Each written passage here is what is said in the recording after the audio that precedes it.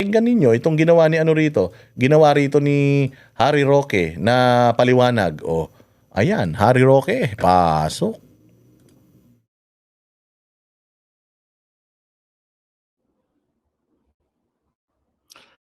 Magandang araw po sa inyong lahat ha. Ayaw kong buwisitin kayo, ang aga-aga no, dyan sa Pilipinas. Pero kumpirmado po ha, kumpirmado, fake news ang ating presidente, bangag na fake news pa. Mas lalong fake news yung kanyang spokesperson na talaga namang queen of fake news. At syempre, ang O, di ba bakit nagkakaroon ng usapan ng fake news, fake news? Ang daming problema ng Pilipinas, fake news pinag-uusapan natin. Ang daming problema sa flood control project, sa mga sinasabi ng nila Gutezan, ng mga 18 Marines, flood control, at saka ito yung pinag-uusapan natin, fake news. Bakit? Kasi ang hilig ng Malacanang magtawag sa mga Duterte supporter na fake news, pero sila yung unang-unang fake news. kumpirmado, nag-junket lang ang high-level delegation galing sa DOJ na pinamumunuan ni Secretary. Kasi sabi ni Bongbong, magpapadala ako dyan ng high-level delegation. Oh, yung pala nag-junket lang. Ano nga, pinaliwanag ko sa inyo kung ano ibig sabihin ng nag-junket. Ang ibig sabihin nun, nag-travel ng sponsored, libre. Wala naman nangyari, sponsored. Sila lang, nagpakasaya lang sila doon. Vida sa Prague. Nakita niyo naman ha, nakapagdasal sila doon sa Santo Niño de Prague, no? Alam naman yan talagang nais puntahan ng mga Pilipino. At I'm sure dahil nagpunta sila doon, nagpunta na rin sila doon sa Old Town District, nandoon yung Charles Bridge at nandoon yung astronomical clock. At sigurado ko dahil nandoon na naman sila, dinala pa sila ng ating ambassador doon na talagang nagyayaya naman sa mga Filipina officials doon sa Prague Castle. Wow, pasyal yarn. Field trip yarn. Ay, ano nyo, mag-field trip pala kayo. Hindi na lang kayo nagpunta sa, sa Maria Makiling sa Laguna. At I'm sure nakatikim sila ng Prague food, no, na hindi naman ganun kasarap. Prague food, siguro mga kapalaka yan, no? Ang ginisang palaka, ganun ba yun? Masyadong maraming ginis. Pero nakakabuisit, halatang-halata na wala silang dahilan para magpunta sa Prague kasi nandun naman yung ating ambassador. It's not as if wala tayong mission sa Czechoslovakia. At alam niyo naman, maski ang ambassador ay hindi secretary, pareho lang sila ng estado dahil ang ambassador ay alter ego ng presidente doon sa kanyang diplomatic post. So pareho lang silang alter ego ng presidente. So halos pareho kanilang rangko, bagamat career itong ambassador natin dyan sa Prague. No? At hindi naman kinakailangan na magdala pa ng katutak na tao. Alam niyo bang balita ko? Ang balita ko rito, hindi ko alam kung lahat sila ay tumuloy ng Prague. Pero napakalaki ng delegasyon na nagpunta dito sa Austria. At ang pinag-uusapan naman nila ay yung mga employment opportunities dito. No? Pero marami daw doon, ang total na nag-attend dito sa Austria ay 70 delegates sa panahon na nagtataasan ng presyo ng pagbiyahe no, via airlines. No?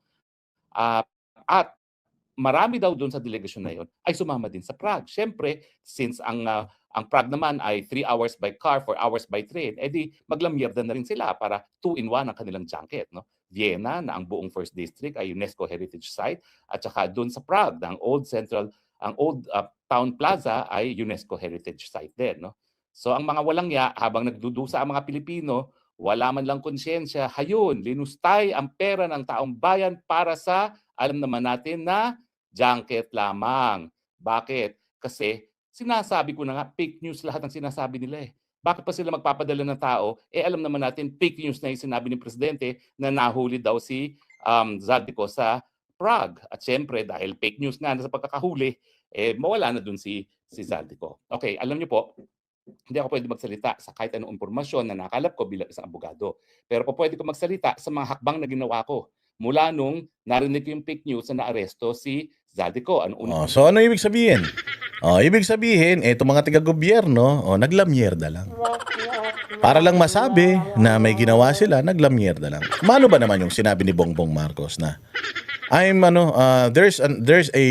we have received an intel report that Zaldico was apprehended or was stopped in the immigration sa Czech Republic. So I will be sending Filipino delegates to confirm and to check the issue. Pwede naman ganun, pero ang yabang-yabang eh. Iuuwi natin si Zaldico at pahaharapin natin siya sa mga kasong ulul mo.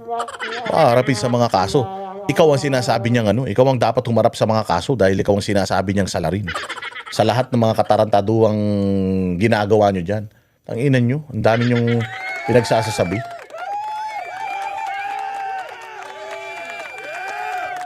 Mga kupal. Oh. Ito sinabi ni ano, pagtungkol diyan sa mga paghahanap sa tao sa ano sa diyan kay Zaldico. Ano masasabi nito ni Erice? Sabi po ni Justice Secretary Frederick Vida na wala na po sa custody ng Czech Republic itong si Zaldico. Hindi rin daw po sigurado kung nasaan ngayon ang exact location po niya. Ano pong reaction niyo dito? Hindi ko alam kung ano pong ginagawa ni Secretary Vida sa Czech Republic. Sapagkat ang pangunahing may tungkulin para malaman kung ano yung kalagayan ng sino mang Pilipino, yung konsulado ng ating bansa sa Czech Republic. Meron naman po yan. At kung may ganyang kontrobersiya, siguro po ang dapat na unang ginawa ng ating Pangulo bago nag-announce ay pina-check niya yung mga detalye sa Bobo nga kasi. Bobo kasi si Bongbong. Kaya hindi niya ginawa yan. Oo. Pero okay, alam naman natin na bobo siya. Pero ang pinakamasaklap nito, bobo na siya, ayaw niya pang aminin na bobo siya. Kasi kung bobo siya, napaso siya, tapos inano nila, ang tawag dito, ni-retract nila. Oh, mahilig naman sila mag-retract eh. Ni-retract nila, sabihin nila na, sorry, nagkamali tayo, kala natin nahuli na. Pero madulas talaga si Palos. Magaling talaga, kriminal talaga. Nahuli, tapos nakalabas din. Nahunan tayo. Oh, pero ibig sabihin, palit na ng palit yung mundo niya. Alam mo yung mga ganun sana, di kahit papaano. Pero yung bobo ka na, tanga ka na. Tapos may bago ka pang katangahan na ginawa. Ano yun? Nagpadala ka ng delegasyon doon, gumastos ang pera ng taong bayan. Buti sana kung pera nila yan. O para sa isang trabaho na alam naman nilang walang kakawenta-kwenta. Kasi nga, sabi nga ni Erice at sinasabi na natin kanina pa, pwede naman kayong mag-utos sa ating mga tao na nandun doon na binabayaran na natin. Bakit kailangan nyo pang mag-field trip papunta dyan? Oh. Bobo eh. consulate, sila yung may diplomatic relations at sila rin may responsibilidad sa sino mang Pilipino na naririyan. Kaya nga, kakatuwa talaga yung presence ni DOJ Secretary Vida dyan sa Czech Republic. At kaya nga nang nabanggit, hanggang ngayon hindi natin alam yung mga detalye sa pangyayari na yan. So you feel like, kagaya ng sinasabi ng iba, wala pong proper coordination bago nagkaroon ng anunsyo muna noon ng Pangulo tungkol po dito sa kung nasan talaga yung custody nitong si Zaldico? Tama po. Oo. Tama po, parang panic mode pagka nababanggit na si Zaldico. Dahil alam nyo, sa totoo lang po, kahit wala naman si Congressman Zaldico, kung gusto lang natin malaman yung katotohanan tungkol dito sa pinakamalaking nakawan sa national budget at flood control. Tama yan. Oh, kahit wala si Zaldico, nandiyan naman si Romualdez, yung amo ni Zaldico. Ikulong natin. Si Bongbong andyan din. Pinsan nyo nung amo ni Zaldico. Ikulong na rin natin. O tsaka kung talagang gusto nyo tong i-resolve ba, yung 18 Marines, ipatawag na yun sa Senado, sa Kongreso, kahit saan. Ipatawag na yan. Diba? Alamin na natin. Busisiin na natin yung mga ebidensyang hawak nila kasi hindi lang daw pictures, may mga videos pa daw at may mga pictures pa mismo na nire-receive yung mga pera na yan ng mga congressman. O, kung talagang gusto natin, ano natin. Kung si Bongbong Marcos talagang wala siyang kinalaman at alam niya sa sarili niya na wala siyang kinalaman, hindi ICI ang bubuin niya. Hindi ICI, bubuin. Alam kasi ni Bongbong na kung hindi man siya ang sangkot, baka yung asawa niya o kaya yung anak niya. Kaya iniiwasan nila ito hanggang ngayon, isang taon na, wala pa rin nahuhuli. Wala pa nakukulong si Senator Bong Revilla, wala namang kasalanan si Senator Bong Revilla. Malinaw na malinaw dun sa bail hearing niya na ilang linggo nang umaandar, na walang makakapagpatunay, may pirmadong dokumento at makakapagpatunay na nagdala sila ng pera sa kanya, ng kickback. Ultimong yung mga driver ni Bernardo, ni Yusek Bernardo, na sinabi niyang naghatid ng pera kay Bong Revilla, sinabi nila dun sa hearing na hindi namin sure kung yung hinatid namin sa kanya pera. So walang makakapagpatunay nun, walang testimonya. Meron lang isang testimonya na walang ebidensya. Walang ebidensya, hard evidence that can prove na ito si Bong Revilla dapat makulong. Si Yusek Bernardo, sinasabi lang niya na ganito kalaki ang kickback nitong tao na to. Pero wala siyang patunay na yung kickback na yan ibinigay nga niya. Wala siyang patunay na ganun. Tapos sabi niya magbabalik daw siya, magre-restitute siya ng 1 billion. So ibig sabihin, ganun kalaki yung ninakaw ni Yusek Bernardo. So siya talaga yung criminal dyan. Sinong mag-activate sa kanya? Sinong popondo sa kanya? National government at saka yung mga insertion ng Congress. So kung talagang gusto nila na mayroong may makasuhan o marisolba ito, lahat ng testigo dapat palabasin mo, pagsalitain mo at pakinggan mo. Kung ikaw, alam mo Bongbong na wala kang kasalanan, ikaw mismo ang mag-iimbestiga. Ikaw mismo, hindi yung naglagay ka ng investigasyon, tatatlo yung tao na wala yung dalawa, tapos naglabas ng report, hindi nyo pa sinabi sa mga Pilipino. 40 million, 45 million yung budget nyo ro, tapos hindi kayo nag-report sa tao. O ibig sabihin, may pinagtatakpan ka. Diba? Parang drug test lang din yan eh. O, kung ayaw mo magpa-drug test, ibig sabihin, positive na drug addict ka. O yung colon cancer na sinasabi, ayaw mo maglabas ng medical bulletin. O ibig sabihin, baka totoo na talagang sarado na yung butas ng puwet mo. I mean, ganun lang naman kasimple yun eh. O tama yung logic ni ni Erice. Kung hindi ka nagsasalita, hindi ka nag-iimbestiga talaga, walang big fish na nakukulong, pinagtatakpan nyo. Narito po yung mga major players sa ating bansa. Alam niyo, nagpetition ako sa Supreme Court at kinwestiyon ko yung presence ng unprogrammed appropriations sa national budget. Lumalabas po doon sa pagsusuri ng mga maestrado ng Korte Suprema, yung 2023, 2024 at 2025 national budget, talagang ginastos yung mga unprogrammed appropriations kahit na hindi pa naman napapatunayan na merong karampatang pondo ito. At nakalagay na sumiti po sa Korte Suprema yung katakot-takot ng mga dokumento na nagpapatunay na na-release yung pondo ng mga unprogrammed appropriations na ang nakapirma lang ay si Secretary Mina Pangandaman ng DBM. Ito po ay dapat inaaprobahan ng Pangulo. At yung 2023 at 2024 national budget po, wala pong approval ang Pangulo na ilabas. At yung 2025 po, inalis na dun sa provision na kailangan pang pirmahan ng Pangulo. Kaya lahat po ng mga budget na yon, isa lang ang nagdesisyon sa pagpapalabas ni Secretary Mina Pangandaman. At ito po ay hindi na-question sa Senate Blue Ribbon Committee at nakita ko po na may talagang pagtatakip sa investigasyon, whether in the ICI at whether in the Blue Ribbon Committee. Talaga pong ayaw malaman ng Pangulo ang katotohanan. Ano po ulit? Ayaw malaman ng Pangulo ang katotohanan. Oo. Kumbaga, hindi na-inform ang Pangulo sa kung ano talaga yung nangyari. Yun po ba yung gusto niyo ipakahulugan doon? Oo. I doubt it that if they are really sincere in finding Saldico, Congressman Saldico. You're doubting if they are sincere in finding Zaldico. Sino po ang hindi sincero sa paghahanap kay Zaldico? The government.